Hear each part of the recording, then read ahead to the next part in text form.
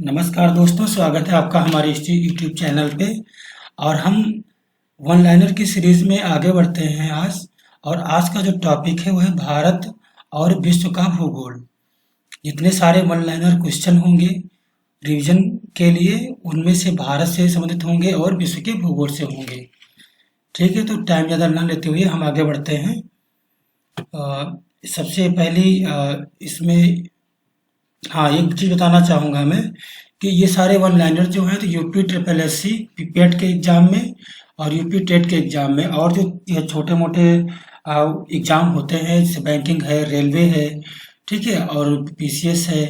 PCS तो बड़ी चीज़ हो गई, बट जो जीएस के क्वेश्चन है तो उससे भी प्री के लिए हो सकते हैं, मेंस के लिए नहीं। ठीक है, तो इस रीत में आगे बढ़ते हैं। और पहला जो हमारा क्वेश्चन है वो है विषुवत रेखीय प्रदेशों में जिस शांत पेटी या डोलड्रम कहा जाता है। विषुवत रेखीय प्रदेशों में जो विषुवत रेखा होती है, जो उसके सराउंडिंग जो देश पड़ते, जो उस लाइन पे देश पड़ते हैं, ठीक है, उनकी बात हो रही थी, जिसे शांत पेटी या डोलड्रम कहा जाता है। अब किस प्रकार की वर्षा होती है, तो वहां पे वर्षा होती है सामान्य वर्षा। सामान्य वर्षा क्या होती है कि जैसे मान लो कि बारिश हुआ और यहाँ से भाप बन करके फिर से वापस गया, ठीक है, और फिर से पानी गिरा, तो इस तरीके क्या होता है कि साइकिल चलता रहता है घूम घूम के, उसे हम बोलते हैं सामान्य वर्षा। और इस वन लाइनर के से आप जो विषुवत रेखा के बारे में जानेंगे, और इसे क्या बोलते हैं, शांत पेटी बोलते हैं या डोलड्रम बोलते हैं। ये चीज आपको ध्यान में रखनी है। अगला आपका है, चूना प्रदेश में पाए जाने वाले कीप के आकार के गर्त को क्या कहते हैं। चूना प्रदेश मतलब जो जहाँ पे ऐसे रॉक्स हैं, पहाड़ियाँ हैं, जो इसमें चूना बहुत ज़्यादा होता है, तो उनमें जो कीप कीप के आकार के गड्ढे बन जाते हैं। गर्त मीन्स क्या होता है, गड्ढा। जो गड्ढे गड्ढे बन जाते हैं उनको क्या कहते हैं, तो उनको हम बोलते हैं घोल रंध्र बोलते हैं। ठीक है। रेडियो की लघु तरंगे आयन मंडल की किस परत से परावर्तित होकर धरती पर आती हैं। रेडियो की लघु तरंगे ये कौन सी हैं, शॉर्ट वेव्स हैं, लघु तरंगे हैं। आयन आयन मंडल जानते हैं कि वहीं से सारी जो वेव्स हैं, जो जैसे आप टीवी देखते हो, आप रेडियो सुनते हो, तो ये सारे आयन मंडल से ही सारी परावर्तित होती हैं और तभी सारा कम्युनिकेशन संभव हो पाता है। तो क्वेश्चन इसमें अंदर का पूछ लिया है कि जो आयन मंडल है उसकी कौन सी परत है जिससे परावर्तित होकर धरातल के पास आता है, वो कौन सा आपका रेडियो होगा। तो ये है एफ परत। ठीक है, बाकी जितनी परत होती है उसका वीडियो हम अलग से बना देंगे। तो अभी के लिए ये समझिए कि जो एफ परत होती है, एफ परत से लघु तरंगे जो रेडियो की हैं वो परावर्तित होकर धरती पर वापस आती हैं। कोयला संस्थान की दृष्टि से संपन्न रूर औद्योगिक क्षेत्र किस देश में स्थित है। अगर हम बात करें सारे प्राकृतिक संस्थानों की, तो कोयले की हम बात यहाँ पे कर रहे हैं। और इसी जो औद्योगिक क्षेत्र जो रूर है, जो बोला जाता है कि रूर औद्योगिक क्षेत्र, वो किस देश में स्थित है, तो वो स्थित है जर्मनी में। भारत के अतिरिक्त विश्व में अभ्रक के अन्य महत्वपूर्ण उत्पादक देश कौन कौन से हैं। भारत के अतिरिक्त, जो मतलब भारत की बात नहीं हो रही है, विश्व में अभ्रक अभ्रक का अन्य महत्वपूर्ण उत्पादक देश कौन सा है। अभ्रक तो जानते हैं कि आप पूरे वर्ल्ड में टॉप पे आता है ना। तो अब इंडिया के बाद कौन आएगा, ब्राजील है और दक्षिणी अफ्रीका है। अब इनके नाम आपको याद रखने की, अगर अभ्रक की बात होती है तो भारत, ब्राजील, दक्षिण अफ्रीका, ये आपको याद रखना है। प्रसिद्ध खान, एक प्रसिद्ध खान है, चुक्की कमाटा से किस खनिज का उत्खनन किया जाता है। चुक्की कमाटा खनन से कौन सा खनिज निकाला जाता है, तो वो है तांबा। आप लोग कमेंट बॉक्स में लिखिए कि ये चुक्की कमाटा जो खान है वो किस देश में है। ठीक है। जम्मू कश्मीर का वह हिस्सा जिस पर चीन का अधिकार है क्या कहलाता है। हमारे भारत में का जो हिस्सा है वो जिस पे चीन का अधिकार है, एक तो है पाकिस्तान का जिसको हम क्या बोलते हैं, पीओके बोलते हैं, जो, और दूसरा हिस्सा जो चीन के कब्जे में उसे हम क्या बोलते हैं, अक्साई चीन। 1993 में जब आंध्र प्रदेश एक अलग राज्य बना, तब उसकी राजधानी किसे बनाया गया। जब हमारा देश आज़ाद भी नहीं हुआ था, ठीक है, सॉरी, देश आज़ाद हो गया था, और इसके बाद जब भाषा के आधार पे ये अलग हुआ था, है ना, तो ये भाषा के आधार पे अलग होने वाला ये हमारा पहला प्रदेश है, और वो ये 1953 में हुआ था। आपने जो रामलुलु थे उन्होंने और अनशन रखा था और उनका एक देहांत हो गया था, है ना, इसी इसी के चलते। तो उन्होंने बनाया कि जब आंध्र प्रदेश अलग बनाया गया था भाषा के नाम पे पहला राज्य, तो उस समय उसकी राजधानी क्या थी? तो उसमें उसकी राजधानी क्या थी? तो वो थी कर्नूल। अगला आपका है, प्राचीन भारतीय भौगोलिक मान्यता के अनुसार भारतवर्ष किस द्वीप का अंग था? तो ये किसका अंग था? जम्मू द्वीप का अंग था। संपूर्ण भारत के कितने प्रतिशत भूभाग पर पठार का विस्तार पाया जाता है? तो जो भारत का पूरा हिस्सा है, संपूर्ण भारत में कितने परसेंट जमीन पे आपका जो पठारी एरिया भारत में है? तो वो है हमारा कितना? 27.7%। भारत के किस पड़ोसी देश को भारतीय महाउपद्वीप के अंतर्गत शामिल नहीं किया जाता?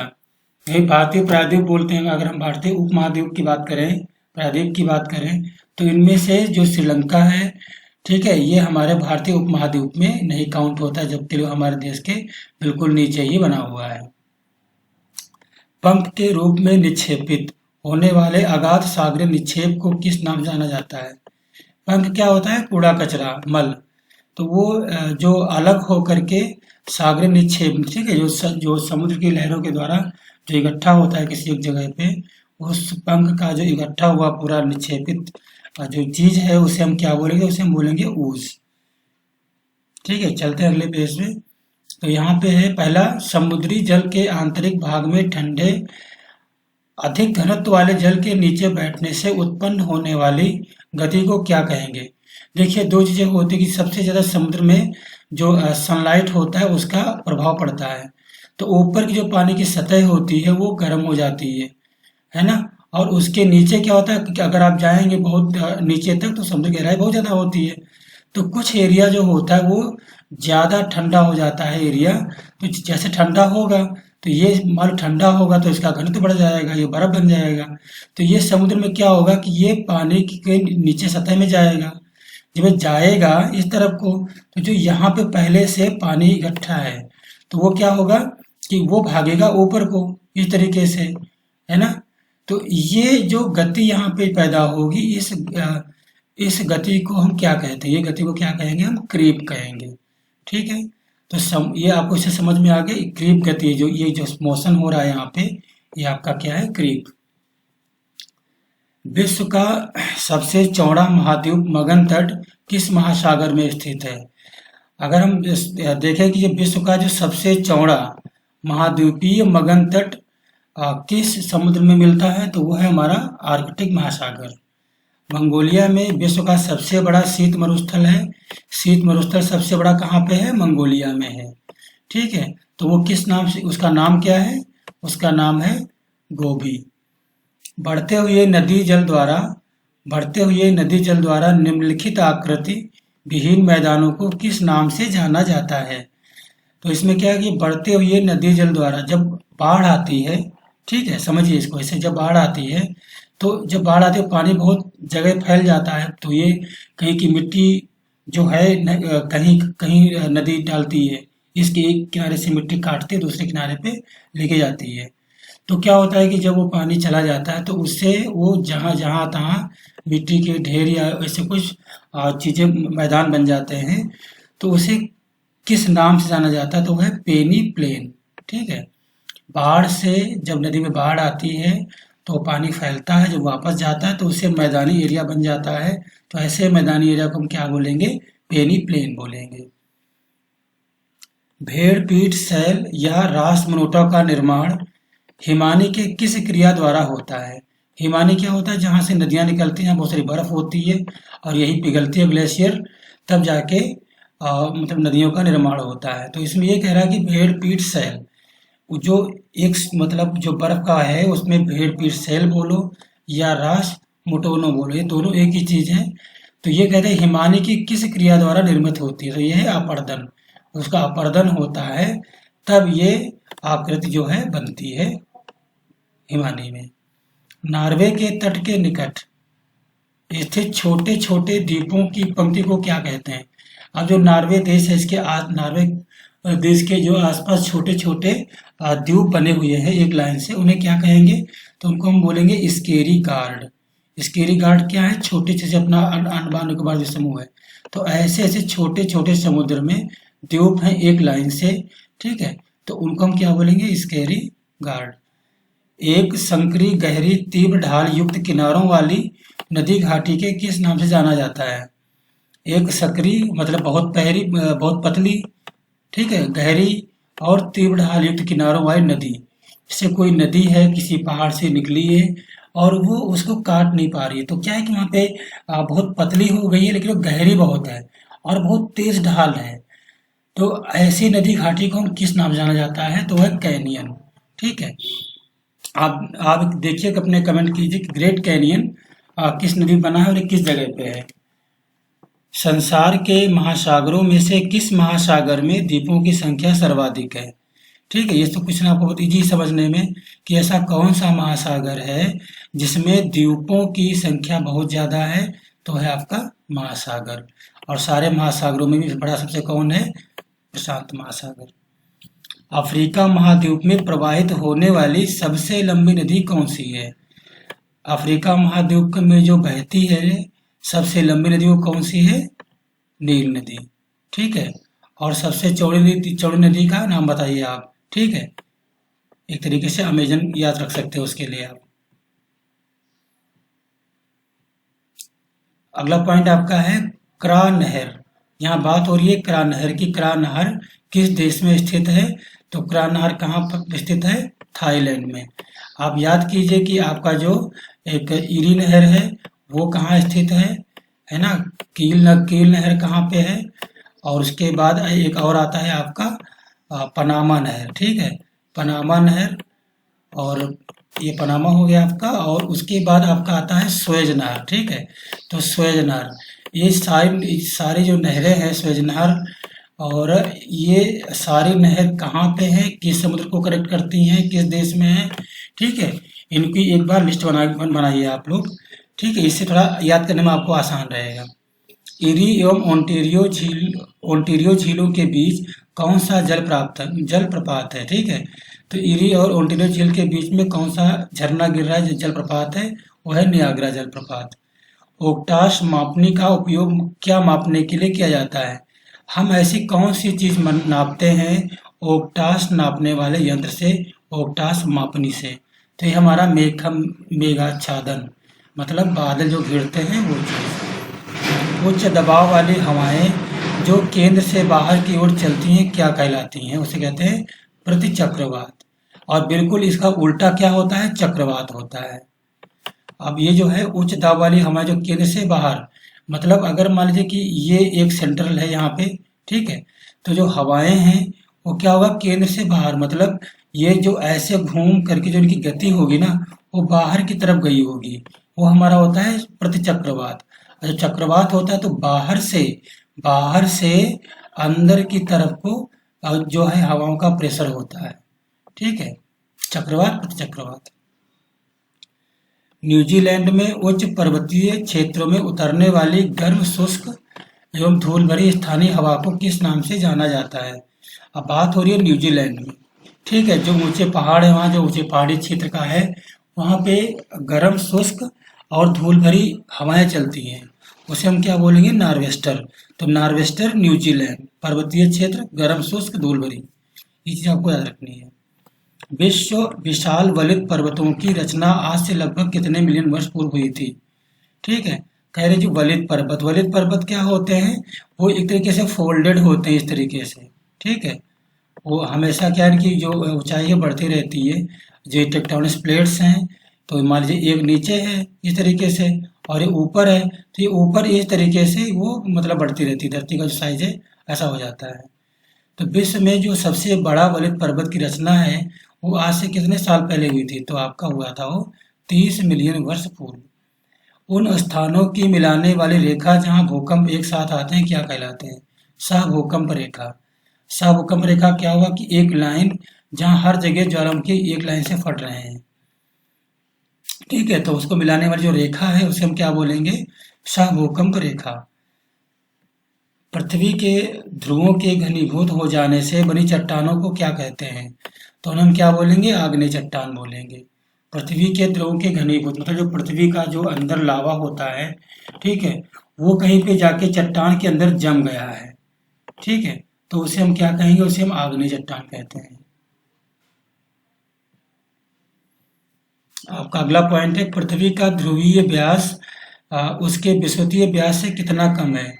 देखो, जो अपना धरती है वो लगभग गोल न होकर के इस तरीके से है।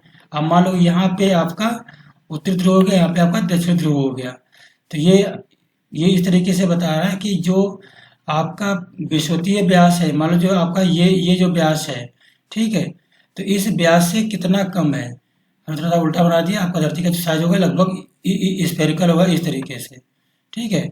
तो आप बात कर रहे हैं कि जैसे ये मान लीजिए उत्तरी ध्रुव है और ये आपका दक्षिणी ध्रुव है और ये विषुवत रेखा बिल्कुल इसके बीच में होगी।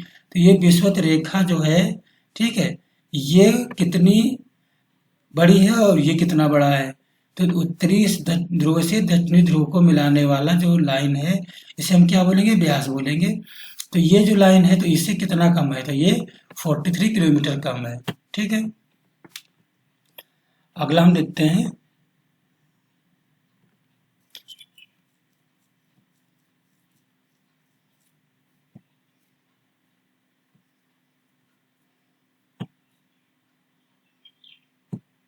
तो इसमें क्या है आपका अगला? विश्व में अखबारी कागज का सबसे बड़ा उत्पादक देश कौन सा है? अखबारी कागज में जिसमें अखबार छपते हैं, ठीक है, उसका प्रोड्यूसर कौन सा है? तो कनाडा है। सबसे बड़ा टॉप मोस्ट कनाडा आएगा, ठीक है। जर्मनी के कील नहर, तो कील नहर का नाम यहाँ पे आ गया, तो ये कहाँ है? जर्मनी। जर्मनी कौन सा सर्वाधिक महत्वपूर्ण उद्योग है? कील नहर में सबसे बड़ा तो उद्योग कौन सा है? तो वो है आपका लौह इस्पात उद्योग। किस प्रकार के ज्वालामुखी का संबंध पेले के बाल या पेल शहर से है? ठीक है, हवाई तुल्य का। हवाई तुल्य जो ज्वालामुखी है उसका संबंध पेले के बाल से है। हवाई का मतलब हवाई द्वीप से। हिंद महासागर में स्थित लक्षद्वीप, मालदीव किस प्रकार के द्वीपों के उदाहरण है?